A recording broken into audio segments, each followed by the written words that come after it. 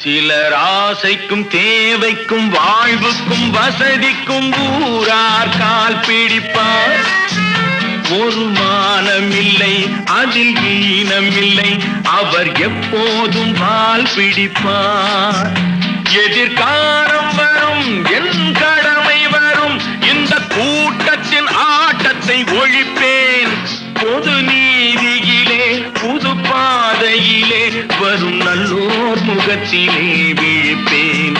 வரும் நல்லோர் முகத்திலே விழிப்பேன்.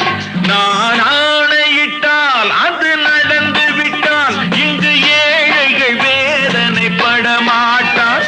உயிர் உள்ளவரை ஒரு துன்பமில்லை, அவர் கண்ணீர் கடலில்